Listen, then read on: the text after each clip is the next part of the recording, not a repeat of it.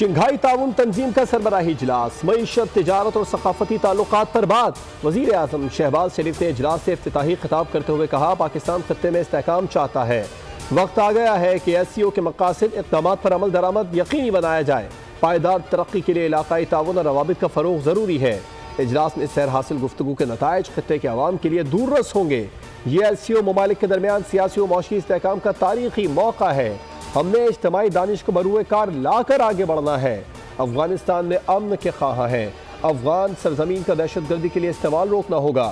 مستحکم افغانستان خطے کی ترقی کے لیے انتہائی ضروری ہے اور بین الاقوامی برادری کو افغانستان کی انسانی امداد کے لیے آگے آنا ہوگا۔ غربت صرف ایک معاشی مسئلہ نہیں، علاقائی ترقی کے لیے بیلٹ اینڈ روڈ انتہائی اہم ہے۔ موسمیاتی تبدیلیوں کی وجہ سے درپیش خطرات سے نمٹنا بھی چیلنج ہے۔ ماحولیاتی تبدیلی بقا کے لیے ایک بڑا بحران ہے۔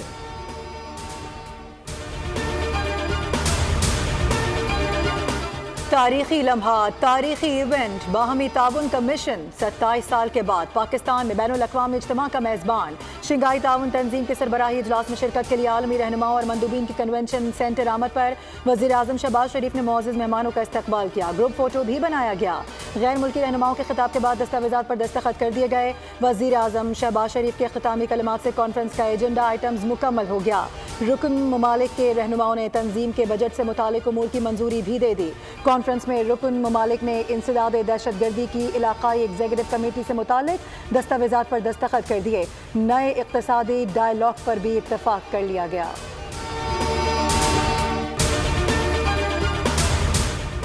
عالمی تعلقات کے حوالے سے کانفرنس سنگ میل کی حیثیت رکھتی ہے۔ عالمی رہنما اور مندوبین پاکستان سے اچھے تاثرات لے کر جائیں گے۔ وفاقی وزیر اطلاعات عطا تارڑ کی میڈیا سے گفتگو، کہا ایس سی او کی صدارت کرنا پاکستان کے لیے اعزاز ہے۔ کانفرنس میں علاقائی صورتحال پر بات ہوگی۔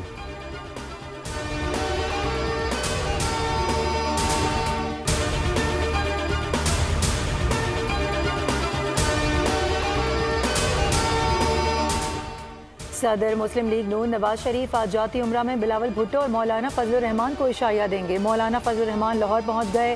ذرائع بتاتے ہیں کہ ملاقات میں حکومت کی اتحادی جماعتوں کی قیادت بھی شریک ہوگی۔ آئینی ترمیم اور ملک کی موجودہ صورتحال پر بات چیت کی جائے گی۔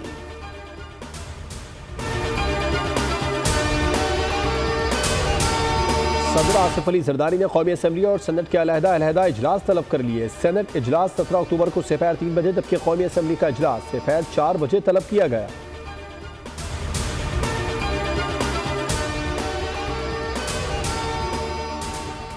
اور ماحولیاتی آلودگی سنگین مسئلہ ہے، ہمیں گرین انرجی کی جانب بڑھنا ہوگا، ہم مل کر پاکستان کو آگے لے جا سکتے ہیں۔ وزیر اطلاعات سندھ شرجیل انعام میمن کا تقریب سے خطاب، کہا مہنگائی کے خاتمے کے لیے سب نے اپنا کردار ادا کرنا ہوگا۔ ماحولیات کے لیے الیکٹرک مصنوعات پر آئیں گے تو ہی بہتری آئے گی۔ ایسی ٹیکنالوجی کا استعمال کرنا ہوگا جس سے ملک آگے جائے۔ ملک کو افراتفری نہیں، استحکام چاہیے۔